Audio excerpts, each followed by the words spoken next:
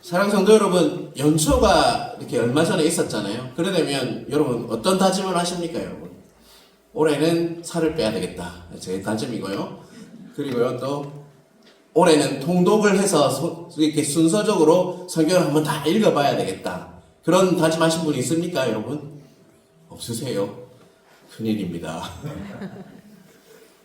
순서대로 이렇게 성경을 읽다 보면요, 어느 한 부분에 딱 막혀서 이렇게 그만 읽어야겠다 하는 부분이, 첫 번째는요, 출애굽기 이렇게 성막 부분이 이렇게 어려워요. 그죠? 그리고 나서 또 이렇게 잘 넘어갔다 하면 어디서 막히냐?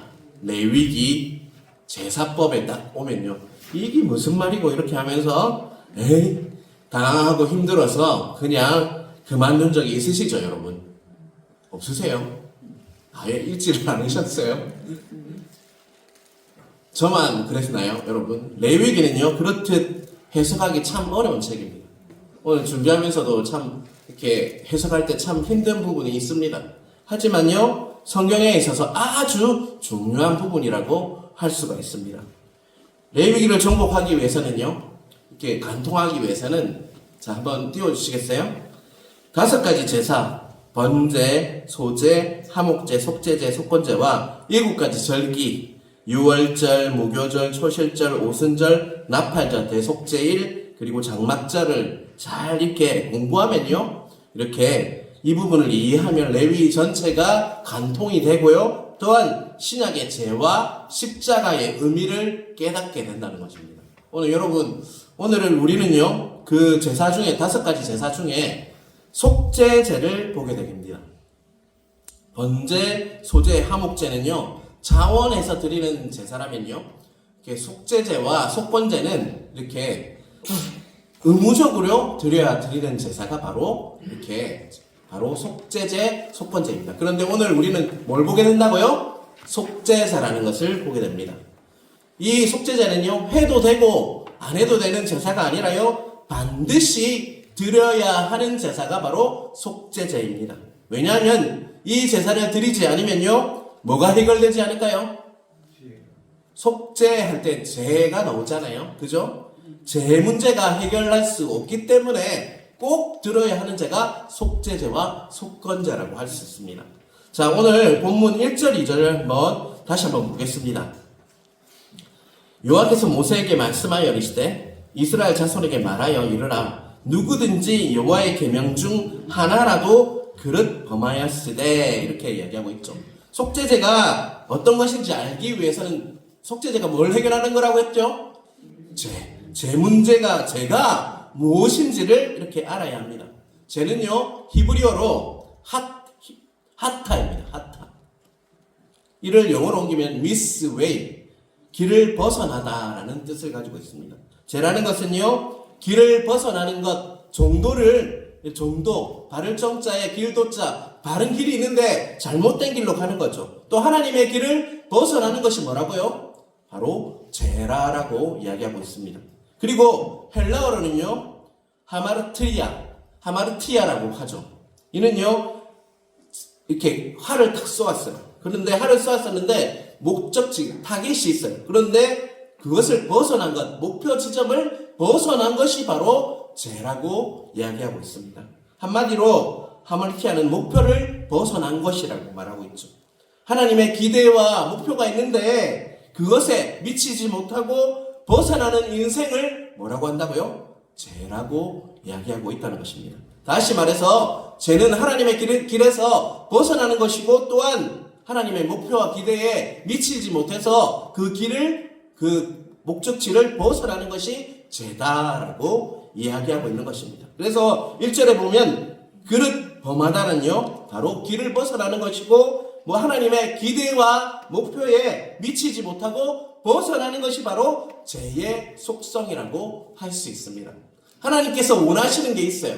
그것이 어디에 다 적혀 있죠, 여러분?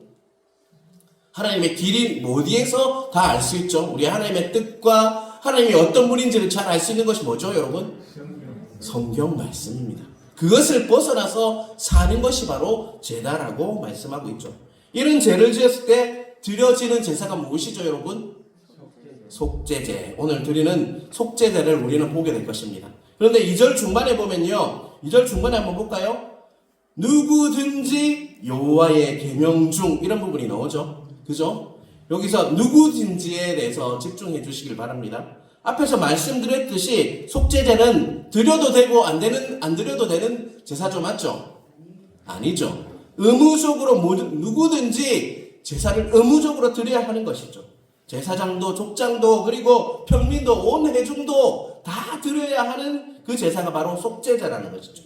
그 이유는요 너무나도 간단합니다. 로마서 3장 23절 우리 함께 읽겠습니다. 함께 읽습니다. 모든 사람이 죄를 범하였음에 하나님의 영광이 이르지 못하더니 뭐라고요? 누구라고요? 모든 사람이 한 명도 예외 없이 다 죄를 범하였기 때문이다라고 말씀하고 있습니다. 그래서 속죄제는 누구든지라고 이렇게 이야기하고 있는 것입니다. 성경적으로 보면요. 우리 한번 띄워주시겠어요? 이거 한번 같이 읽어볼까요? 우리는 죄를 범함으로 죄인이 되는 것이 아니라 죄인이기 때문에 죄를 범하는 것이다. 다시 한번 읽겠습니다.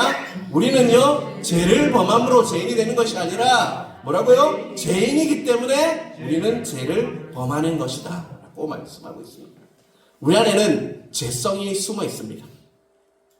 아담이 최초 범죄함으로 인해서 우리는 태어날 때부터 죄성을 타고난다는 것이죠. 그것을 오리진 신이라고 해서 원죄라고 합니다. 누가 가르치지 않아도 우리는 죄를 범합니다. 여러분 아기를 키워보면요. 첫째 아기가 이렇게 막내 동생이 태어나면 어떻게 합니까 여러분? 여러분 경험했을 거예요. 엄마들 특별히 그 동생을 사랑하고 막 이렇게 합니까 여러분? 처음에요. 질투하죠. 질투하고 시기하고 미워한다는 것을 우리는 알 수가 있어요. 왜요? 엄마의 사랑은 자기가 독차지하고 싶으니까. 그것은요 누가 가르쳐 준 게 아니에요. 죄성, 태어날 때부터 그 안에 있는 죄성으로 말미암은 것입니다. 누가 가르쳐 주지 않아도요 아이들은요 죄를 짓습니다. 바로 이 죄 때문에 드려지는 제사가 뭐라고요?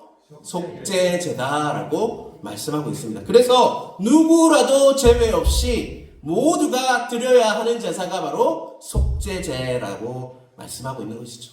지금까지 우리는요 왜 속죄제를 드려야 한다는 것을 보았죠. 왜요? 우리의 뭐 때문에요? 죄 때문에. 우리의 죄성 때문에 속죄제를 누구든지 의무적으로 드려야 한다는 것을 깨달으시길 바랍니다.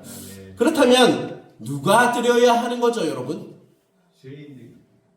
이미 우리는 답을 알고 있죠. 누가요? 모든 사람이 한 명도 제외 없이 제사를 드려야 하는 것이 바로 속죄제입니다. 속죄제에 참여해야 하는 사람을요 레위기 4장은요 4가지로 분류하고 있어요. 제사장, 회중, 족장, 평민 모두죠. 모든 백성이 드려야 하는 제사가 뭐라고요? 속죄제. 3절을 한번 보겠습니다. 3절이 한번 읽어볼까요? 만일 기름 부음을 받은 제사장이 범죄하여 백성의 허물이 되었으면 그가 범한 죄로 말미암아 흠 없는 수송아지로 속죄 제물을 삼아 여호와께 드릴지니. 3절은 누구의 속죄 제사인 것 같습니까 여러분? 제사장이 속죄 제물인데 그죠? 13절을 한번 볼까요? 만일 이스라엘 온 회중이 여호와의 계명 중 하나라도 부지 중에 범하여 허물이 있으나 스스로 깨닫지 못하다가 여기까지 보겠습니다. 온 회중 모든 회중이 속죄 제사를 드렸다라고 말씀하고 있죠. 그런데 제사장과 모든 회중의 속죄 제물이 무엇일까요 여러분? 무엇을 제물로 삼았을까요? 짐승인데 똑같이 숫송아지를 잡았어요 여러분. 제사장은 소수죠. 그런데 모든 회중은 모든 공동체는 어떻습니까? 많은 사람인데 어떻게 똑같이 취급을 하나 이런 질문이 있어야 합니다. 많은 사람들과 제사장 소수와 어떻게 똑같은 제물을 드리지라는 질문이 있어야 한다는 것입니다. 여러분 제사장은 누굽니까 여러분? 그 당시 공동체의 리더였어요. 영적 리더였어요. 그 리더가 타락하면 그 타락하는 그 영향력은 누구에게 넘어갈까요? 누구에게 영향을 줄까요? 온 회중 공동체에 영향을 주기 때문입니다. 그래서 리더가 된다는 것은요, 심히 두렵고 떨리는 것입니다, 여러분. 우리는 직분이 쌓이면 쌓일수록 하나님 앞에서 어떻게 해야 할까요? 더 떨리고 두려워해야 한다는 것입니다. 직분이 하나하나 쌓일수록 기뻐하고 감사해야 할 일이기도 하지만요, 우리는 그와 동시에 그만큼 하나님 앞에서 더욱 두려워하며 떨림으로 하나님을 경외하는 마음으로 하나님께 나아가야 한다는 것이죠. 여러분, 저를 위해서 기도 많이 해주시길 바랍니다. 우리 교회 또 공동체의 안수 집사님, 우리 장로님, 그런 분들, 또 권사님들을 위해서 기도 많이 해주시길 바랍니다. 영적 리더들이 잘 서야 합니다. 그래야지 공동체가 좋은 영향을 받을 수 있다는 것입니다. 그렇다면 언제 우리는 속죄 제사를 드리게 되었을까요? 자, 2절을 한번 보겠습니다. 같이 읽겠습니다. 이스라엘 자손에게 말하여 이르라. 누구든지 여호와의 계명 중 하나라도 거듭 범하였으되, 여기서 거듭이라는 단어를 다시 한번 보기를 원합니다.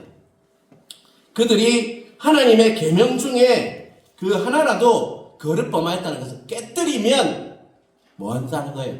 속죄제를 드려야 한다라고 말씀하고 있는 것이죠. 또한 13절을 한번 같이 보겠습니다. 만일 이스라엘 온 회중이 여호와의 계명 중 하나라도 부지 중에 범하여 허물이 있으나 스스로 깨닫지 못하다가, 13절 중반에 보면요, 여호와의 계명 중 하나라도 뭐라고요? 부지 중에 범하여 라고, 허물이 있게 되면 이라고 나와 있죠. 여기서 부지 중에 라는 말을 주목하시길 바랍니다.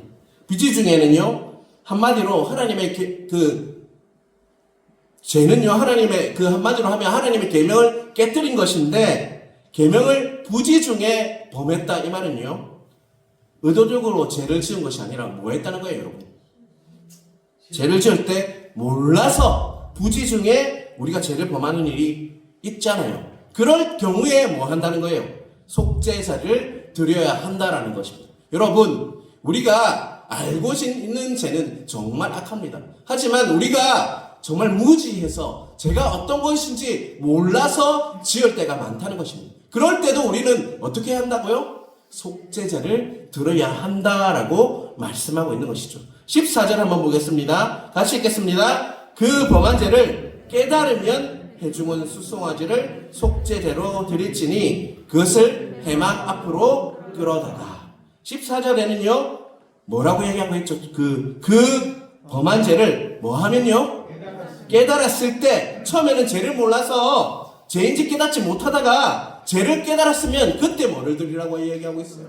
속죄 제사를 드려야 한다. 즉각적으로 드려야 한다라고 말씀하고 있습니다. 자, 요한일서 1장 9절을 보겠습니다.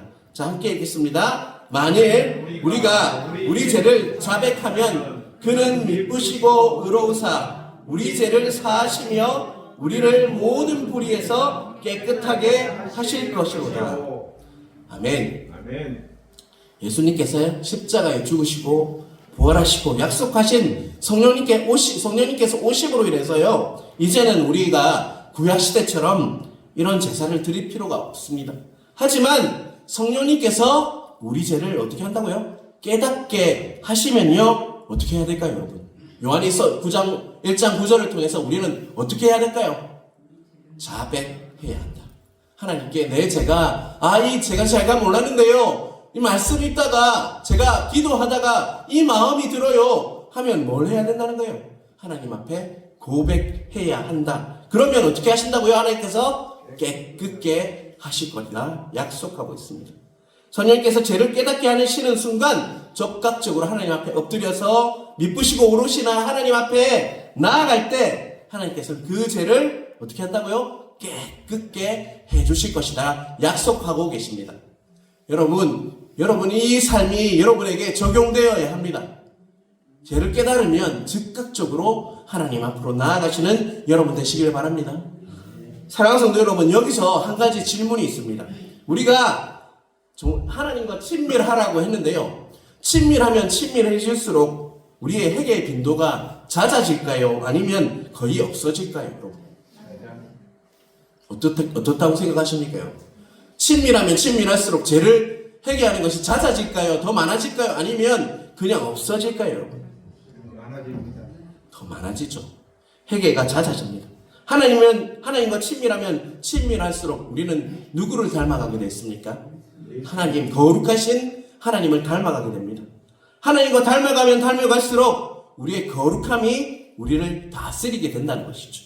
그래서 영적으로 어떻게 될까요, 여러분? 민감해집니다. 예민해집니다. 아주 사소한 죄도요, 그때는 깨닫게 된다는 것이죠. 누가 가르쳐 주실까요? 성령 하나님께서 우리 죄를 가르쳐 주셔서, 보혜사 성령님께서 우리 죄를 알게 해주셔서 아주 사소한 죄도요, 깨닫게 하시고 즉각적으로 그 죄를 하나님 앞에서 뭐 하려고 할까요? 해결하려 하는 게 정말 친밀한 사람의 특징이라고 할 수가 있습니다. 그러한 은혜가 각자에게 있으시길 간절히 바랍니다. 아멘. 여러분, 하나님 뜻을 알기를 원하십니까? 아멘. 거룩한 성도로 서시길 바랍니다. 하나님과 더 친밀해져서 죄에 민감하고 하나님과 더 관계가 깊어져서 하나님의 뜻을 아는 여러분 각자 되시길 주님의 이름으로 축원합니다. 아멘. 4절을 보겠습니다. 그 수송아지를 회막문 요 앞으로 끌어다가 그 수송아지의 머리에 안수하고 그것을 요 앞에서 잡을 것이요. 사랑하는 성도 여러분, 4절을 보면요, 수송아지를 어디로 끌고 간다고 하고 있어요? 여러분, 어디요? 회막문으로 끌고 가고 있죠. 속죄제사는요, 회막문으로부터 시작된다는 것이죠. 바로 회막문은요, 누구 앞을 의미하는 것일까요? 하나님 앞, 여호와 앞입니다, 여러분. 우리 인간의 죄 문제를 오직 누구 앞에서만 해결할 수 있다는 거예요, 여러분. 하나님 앞에서만 그것을 해결할 수 있다, 가능하다라는 것을 회막문이 상징한다고 할 수 있습니다. 우리 스스로 죄 문제를 해결하고 아무리 발버둥 쳐도요, 결코 해결할 수 없는 것이 바로 죄 문제입니다. 우리가 하나님 앞에서 죄를 자백하고 용서받을 수 있는 것은요, 예수님의 십자가 때문입니다, 여러분. 우리 죄를 자백할 때마다요, 십자가 앞에 서야 한다는 것입니다. 하나님 앞에 서야 한다는 것이죠. 거기서 내 죄를 짊어지시고 돌아가신 예수 그리스도의 거룩한 보혈의 공로에 근거해서 우리 죄를 자백함으로 용서받으시는 여러분, 그래서 더 정결한, 더 거룩한 여러분 되시길 주님의 이름으로 축원합니다. 4절 중간에 보면요, 그 수송아지의 머리에 뭐를 한다고 하고 있습니까, 여러분? 안수를 하고 라고 하고 있죠. 머리에 안수를 한다는 것은요, 죄의 정가입니다. 죄를 옮기는 거죠. 다시 말하면 나의 죄와 재물의 그 죄가 어떻게 한다는 거예요? 동일시되는 거예요, 여러분. 나의 죄를 짐승에게 뭐 하는 겁니까? 옮겨놓는 겁니다. 이것은요, 예수님께서 우리 죄를 다 짊어지시고 친히 어린 양이 되셔서 제물이 되셔서 우리의 십자가를 지고 돌아가신 그 사건이 바로 죄를 다 받으시고 온몸으로 받으셔서 모든 진노를 다 받으신 그 사건이 바로 죄의 정가인 것입니다, 여러분. 다시 한번 4절을 보기 원하는데요, 4절 끝부분을 보십시오. 4절 끝부분은요, 그것을 요 앞에서 뭐 할 것이라고 하고 있죠? 잡을 것이요. 잡는다는 말이 뭡니까? 죽인다는 것이죠, 여러분. 재물을 어떻게 잡는지에는 그 속죄제에는 나와 있지 않아요. 그래서 레위기 1장 번제를 한번 참고하길 바랍니다. 우리 한번 레위기 4절에서 1장 4절에서 6절까지를 한번 같이 한번 읽어보겠습니다. 그는 번제물의 머리에 안수할지니 그를 위하여 기쁘게 받으심이 되어 그를 위하여 속죄가 될 것이라. 또 우리 그게 5절입니다. 그는 여호와 앞에서 그 수송아지를 잡을 것이요 아론의 제사장들은 그 피를 가져다가 회막문 앞 제단 사방에 뿌릴 것이요. 6절입니다. 그는 또 그 번제물에 가죽을 벗기고 각을 뜰 것이요 라고 했습니다. 자, 여러분, 여기에 보면 4절, 5절, 6절 제일 앞에 그는 이라는 말이 나와요. 자, 그는 누굴까요, 여러분? 제사장. 네, 제사장. 또 다른 분은 없으세요? 자, 우리 세 번역으로 한번 넘겨주시겠어요, 여러분?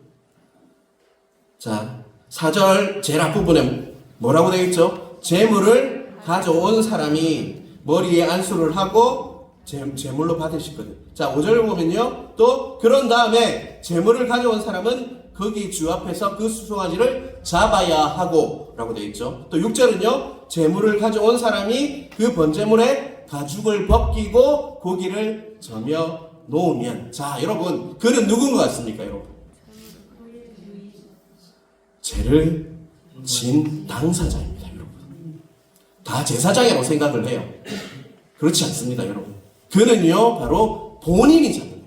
그 제물을 끌고 온 사람이 뭐 한다고요? 제사를 이렇게 하기 위해서 그 제물을 짐승을 잡는다는 것입니다.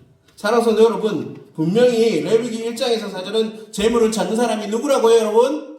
제물을 가져온 그 사람, 다시 말하면 죄를 지은 본인이 그것을 잡으라고 했습니다. 왜 그랬을까요 여러분? 제가 모로코에 있을 때 제가 에이드 크비라, 에이드는 그 축제란 뜻이고 크비라는 크다는 뜻입니다. 알라 크비라 이렇게 여러분 아잔이 울리는 거 보신 적 있어요? 이슬람석에 보면 알라 크비라 이렇게 막 울려요. 6시 되면. 그때 크비라는 크다는 뜻이에요. 그리고 에이드는 축제라는 뜻. 그러면 제일 큰 축제예요. 그때 뭘 잡을까요 여러분? 양을 잡습니다. 모든 집집마다 양을 다 잡아요. 제가 한번 성탄절 예배 때 이야기를 한 적이 있죠. 그것을 통해 느낀 점이 두 가지가 있는데요. 첫째는요, 양은요 다른 짐승과 달리요 참 희한한 동물이라는 걸 느꼈어요. 그를 끌고 갑니다. 잡기 위해서. 그런데 다른 동물 같으면 알아요. 개나 저도 봤거든요. 다른 동물 잡을 때면 난리가 나죠 여러분. 근데 양은요 순순히 끌려갑니다 여러분. 저항 없이 묵묵히 주인을 따라가요. 네, 그리고 목에 칼이 들어오는데도요 저항하지 않습니다. 그냥 이렇게 탁 끊잖아요 목을. 그러면 숨 한 번 휙 쉬고 죽어요. 아우 정말 그때 눈물이 나더라고요. 누가 떠올랐을까요 여러분? 예수 그리스도께서 그렇게 하셨다. 어린 양 대신 예수님께서 십자가에서 그렇게 돌아가셨구나. 그래서 어린 양 예수님이라 하는 것을 느꼈어요. 이게 저번에 성탄절 예배 때 말씀을 드렸습니다. 두 번째는요, 양을 잡는 그 현장은요 피와 똥과 오줌으로 범벅이 되어 있습니다. 이렇게 피를 이렇게 목을 따니까 피가 어떻게 될까요 여러분? 튀어요. 피투성이 옷에 피가 묻고요. 그리고 그 안에는 똥과 오줌이 있습니다. 냄새가요 그 피 비린내와 똥 냄새와 오줌 냄새가 섞여가지고 오물투성이가 바로 그 현장이었습니다. 여러분, 왜 죄지은 당사자에게 그 재물을 잡게 했냐? 왜일 것 같습니까 여러분? 제가 얼마나 비참하고 얼마나 더러운 것인지를 알게 하시기 위해서 하나님께서 당사자에게, 죄지은 당사자에게 그것을 감당하게 했다는 것입니다 여러분. 예수님께서는요 바로 나의 비참하고 더러운 그 죄를 지기 위해서 이 땅에 오셨고 십자가에서 아무런 저항 없이 돌아가셨습니다 여러분. 그분은 내 모든 죄를, 우리의 모든 죄를 다 지시고 십자가에서 다 지시고 그 모든 그 하나님의 진노를 다 몸으로 다 받으셨어요. 그 크신 은혜를 기억하시길 바랍니다. 불평 불만하지 마십시오. 그 은혜를 안다면요 감사해야 합니다 여러분. 그 은혜를 아시는 여러분 되셔서 그 은혜에 늘 감사하시는 여러분 되시길 간절히 바랍니다. 아멘. 자 6절을 계속해서 보겠습니다. 같이 읽어볼까요? 그 제사장이 손가락에 그 피를 찍어 여호와 앞 곧 성소의 휘장 앞에 7번 뿌릴 것이며. 제사장이요 이제는 제사장이에요. 제사장이 잡은 제물에 피를 찍어서 그 피를 어디에 이렇게 갖다가요 성소의 휘장에 이렇게 가져갑니다. 그리고 그 피를 휘장 앞에 몇 번 뿌린다고요? 7번. 완전한 수로 뿌린다는 것이죠. 그렇다면 왜 성소의 휘장에 피를 뿌리는 것일까요 여러분? 성소의 휘장은요 성소와 지성소를 가로막는 그 두꺼운 천입니다 여러분. 다시 말하면 휘장을 열면 어디로 들어갈 수 있어요 여러분? 지성소. 하나님 홀리 오브 홀리, 정말 성소 가운데 성소인 하나님의 임재가 가득한 그 지성소에 이르게 된다는 것이죠. 그런 휘장에 뿌렸다는 것은요 그 휘장을 열고 들어가서 하나님 앞에 서기 위해서는 뭐가 필요하다는 것입니까 여러분? 피가 필요하다는 것을 보여주는 것입니다. 다시 말하면 피 뿌리지 않고는요 하나님 앞으로 나아갈 수가 없다는 것입니다 여러분. 죄는요 죄 지은 모습 그대로 하나님 앞에 결코 설 수가 없습니다. 하나님께서는 너무나도 거룩하시기 때문에 죄인된 우리의 모습을 이렇게 받아주시지 않으시고 나아갈 수가 없다는 것입니다. 자, 히브리서 10장 19절 20절 우리 함께 읽겠습니다. 그러므로 형제들아 우리가 예수의 피를 힘입어 성소에 들어갈 담력을 얻었나니 그 길은 우리를 위하여 휘장 가운데로 열어놓으신 새로운 살 길이요 휘장은 곧 그의 육체니라. 아멘. 다시 한번 읽겠습니다. 그러므로 형제들아 우리가 예수의 피를 힘입어 성소에 들어갈 담력을 얻었나니 그 길은 우리를 위하여 휘장 가운데로 열어놓으신 새로운 살 길이요 휘장은 곧 그의 육체니라. 나와 같은 죄인이 어떻게 거룩한 하나님 앞에 설 수 있나요, 여러분? 결코 하나님 앞에 설 수 없는 자이지만 예수님의 보혈에 힘입어서 그 담력으로 하나님 앞에 서게 된다라고 히브리서 10장 19절 20절은 우리에게 말씀하고 있습니다. 휘장은요 예수님의 육체를 상징합니다. 여러분, 사랑하는 성도 여러분, 예수님께서 십자가에서 돌아가신 순간 어떤 일이 일어났습니까? 여러분, 그렇죠. 성소와 지성소를 가로막았던 그 휘장이 위에서부터 아래로 쫙 찢어졌어요. 그게 가능한 일은 아니에요. 하나님께서 하신 것이죠. 그래서 지성소로 나아가는 뭐가 열렸을 것 같습니까? 길이 열렸습니다. 길이요 진리요 생명 되시는 예수 그리스도로 말미암아서 하나님께 나아갈 수 있는 그 휘장이 찢어짐으로 길이 열렸다는 것입니다.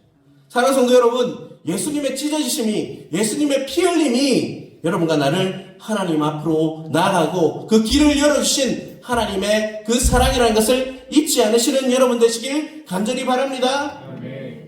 바로 이 사건이 바로 휘장에 뭘 뿌리는 거예요? 피를 7번 뿌리는 사건이라는 것입니다, 여러분. 자, 11절, 12절을 계속해서 보겠습니다. 같이 읽겠습니다. 그 수송아지의 가죽과 그 모든 고기와 그것의 머리와 정강이와 내장과 똥 곧 그 송아지의 전체를 진영 바깥 재버리는 곳인 정결한 곳으로 가져다가 불로 나무 위에서 사르되 곧 재버리는 곳에서 불사를 지니라. 아멘. 자, 여러분, 이 11절, 12절은요, 속죄제사가 어디서 완성되는지를 이렇게 말씀하고 있어요. 12절 앞부분을 보면요, 남은 것들을 다 태워버리는 곳이 어디라고 말씀하고 있죠? 진영 바깥이라고 말씀하고 있죠. 그곳은요, 죄를 버리는 곳이고 정결한 곳이라고 설명을 하고 있어요. 진영 바깥은 원래 그런데요, 깨끗한 곳이 아닙니다. 그곳은 더러운 곳이라서 사람들이 거기에 뭘 버렸을까요? 쓰레기를 버리는 곳이 바로 그곳이었어요. 그래서 나병 환자가 악성 피부병이 생기면 어디로 보내라고 하고 있죠? 진영 밖으로 보내라고 하고 있어요. 그렇듯 진영 밖은요, 뭐 하는 곳인 것 같습니까? 정죄 받는 곳입니다, 여러분. 그러나 거기서 불을 피워서 태우면 뭐 해진다고요? 정결해지는 것입니다, 여러분. 그래서 진영 밖을 죄를 버리는 곳이라고 말씀하면서 정결하는 곳이다라고 설명하고 있는 것입니다, 여러분. 사랑하는 성도 여러분, 예수님께서 십자가에 달려 돌아가실 때 그분께서 예수님께서 십자가를 지시고 도착한 곳이 어디였습니까, 여러분? 성 안이었습니까? 그렇지 않습니다. 성 바깥이었습니다. 진영 밖이었습니다. 예수님께서 진영 바깥에서 십자가에서 달려서 돌아가셨습니다. 예수님께서 진영 바깥에서 흘린 피가 피로서 저와 여러분이 어떻게 됐다는 거예요? 완전한 깨끗함을 얻고요, 새로운 삶을 시작하는 역사가 있게 되었다는 것입니다. 그것이 어디에서 이루어졌다고요? 진영 밖에서. 마치 들어온 것들을 다 가지고 나가서 진영 밖에서 불태워 버렸듯이 예수님의 그 보배 피가 우리의 인생의 모든 죄악을 불태우고요, 새로운 인생을 살게 하셨다는 것을 잊지 마시길 바랍니다. 그러한 은혜와 사랑을 깨달으시는 여러분 되시길 간절히 바랍니다. 여러분, 오늘 제사를, 속죄제를 조금 자세히 봤는데요, 뭐가 느껴지십니까? 뭐 냄새가 나십니까, 여러분? 피냄새가 나지 않습니까? 정말 우리 죄는요, 예수님의 피만이 해결할 수 있다는 것입니다. 구약의 속죄제는 불완전한 제사이지만 우리 예수님께서는 우리의 모든 허물과 죄를 짊어지시고 진영 밖에 나아가서 십자가의 피 흘리심으로 우리를 살려주셨습니다. 아멘이십니까? 아멘. 그것을 믿으십니까, 여러분? 아멘. 아직도 안 믿으십니까, 그것을? 우리에게 구원을 주시고 영원한 생명을 허락하신 우리의 구원자이시고 주인 되시는 구주 예수님을 기억하심으로 인해서 언제나 그 은혜와 사랑에 피범벅이 되어서 피투성이가 되어서 우리를 살리신 그 예수 그리스도를 바라보심으로 사순절 기간 예수님을 묵상함으로 승리하시는 내가 왜 이곳에 있고 왜 왔는지를 깨달으시는 구원의 은혜가 얼마나 큰지를 깨달으시는 여러분 각자 되시길 주님의 이름으로 축원합니다. 아멘.